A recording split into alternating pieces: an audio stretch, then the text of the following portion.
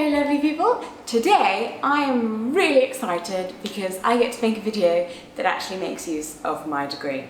Remember from my silver play box button unlisting? I have a degree!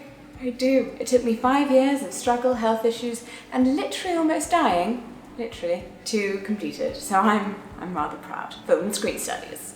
I have that. Speaking of which, the wonderful people at Sony sent me a copy of their latest release, Breathe, which is out now on Blu-ray and DVD, just in time for Mother's Day. Hi Ma! It's a beautiful love story involving disability and gorgeous period clothes. I was really intending on making a review purely about the period clothing in the film and the gorgeous dresses, because there were a lot of gorgeous dresses, but then I sort of just got swept away in the love story instead. So I want to share that with you. Okay, but first, back to fashion. It's really interesting, but most people don't realise how much thought and planning goes into absolutely everything you see on screen. The actors don't just happen to be wearing those outfits. It's not like in the costuming department that day it just was the thing at the front of the rack. Months, or sometimes even years, go into planning the colours that a character wears, the cuts of their clothing, the style, the way that they wear them even. Even if you don't consciously realise it, you will subconsciously be picking up on these tiny little visual cues. For a very easy example, there is an evil corporation. Their colour is blue. Their logo is blue. Everyone who works for them wears shades of blue or white or green or something. And then we meet a character who works for the company and is wearing a warm colour.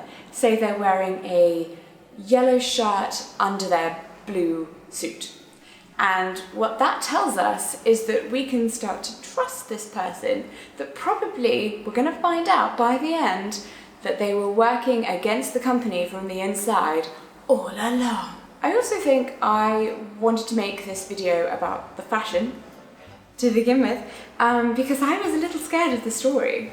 I just feel, as a disabled person, I have been let down one too many times by disability films. Films which are either disabled person inspires able-bodied person but is essentially a lamp, or disabled person is mean and grumpy, able-bodied person teaches them to live.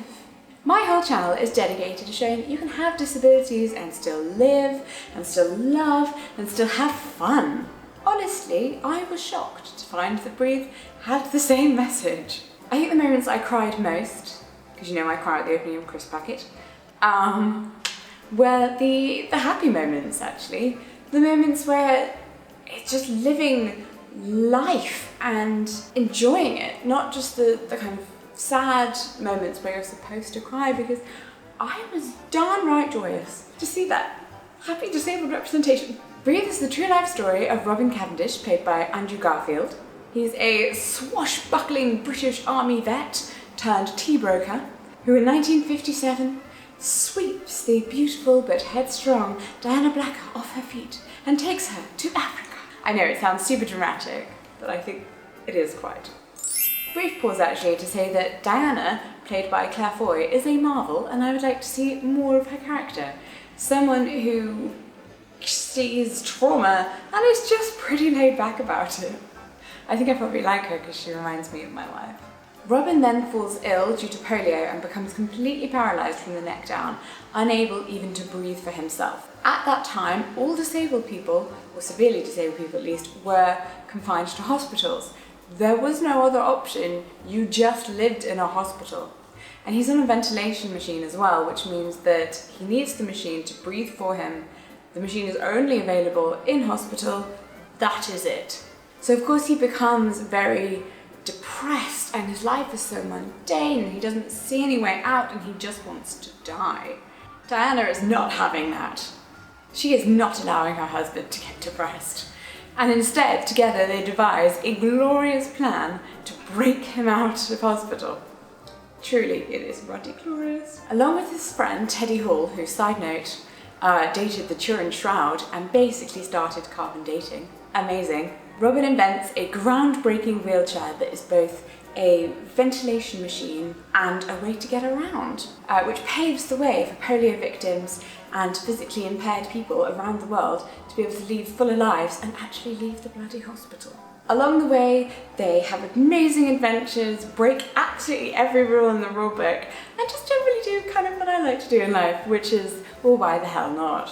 Let's do it. And they show that love has absolutely no boundaries, and it's very heartwarming. I was expecting another rather sad but mildly inspirational film, but what I got was actually an action-packed comedy with a lovely love story of celebration and joy.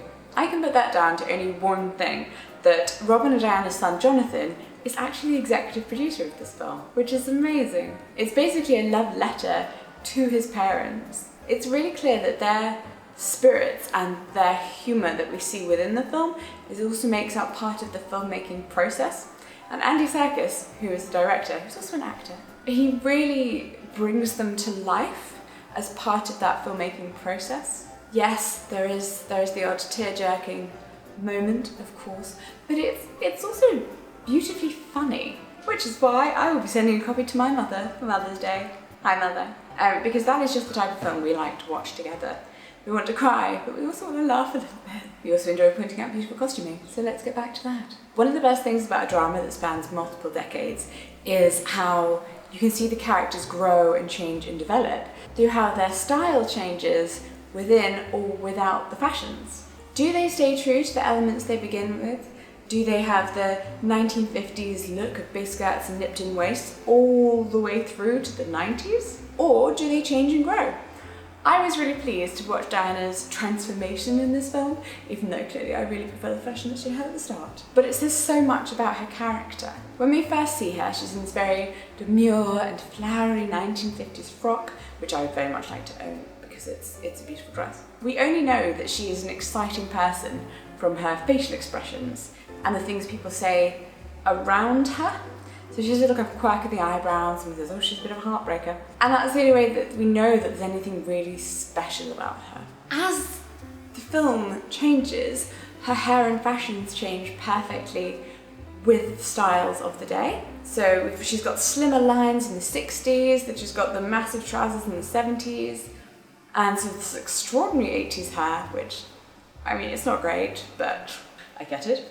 And from that we can really see that her style stays young. She's a revolutionary, changing, staying young, fashionable, always with that spirit. I'm a 1950s girl, obviously, so my favourite outfit of hers has to be the pale blue dress that she's wearing at Dance with Robin early on, which is a little risque off the shoulders.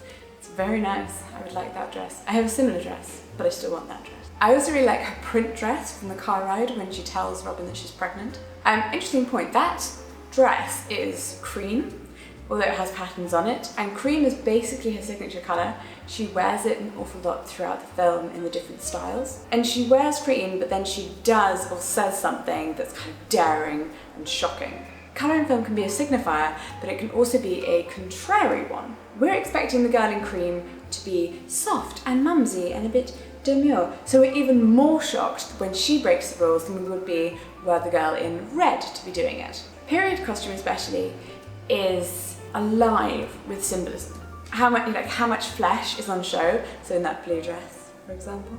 The layers of undergarments, the fabrics used, a lot of her dresses at the very start are very stiff, and all the fabric's very stiff, which sort of belies her inner strength, her inner core. She looks very pretty on the outside, but she's strong. Certainly both Robin and Diana strictly adhere to the dress code of the very chic and elegant cricket club where we first see them, and the upper class malls of the day, but by the time we get to the 70s, they are really cool. I don't get 70s fashion, but I can appreciate it, I suppose. From elegance and sweetness and romance to striking out on their own when the world tells them they can't do it, to then mopping up blood in the middle of the night but still being able to have a little joke about it. They don't so much go through a transformation throughout the film as just hold to the core of who they are, and I think in some ways that can be a greater story than were a person to change. They throw wonderful parties throughout the film, and it is inspiring. It really is. It's not, inspiration poem, disability stuff. No, it's generally inspiring. I mean, and isn't that what we want to do when the world goes to pot? Just sort of throw your hands up and say, screw it, gonna make the best of it, let's get drunk. Personally, I can't drink, so, but I get the feeling. This film isn't just about two very privileged people, because they are quite privileged. They clearly have the cash, managing to make their way through the world super easily because they just adjust to their new realism. It's about how they recharge their shared romantic soul and just sort of turned a challenge into an exuberant quest and adventure that then went on to actually better the lives of many other people besides themselves. And we see in the film when Robin has his new wheelchair and then they go and they get money from, oh god, this is just the best cameo you've ever seen. It's so good. I love that scene.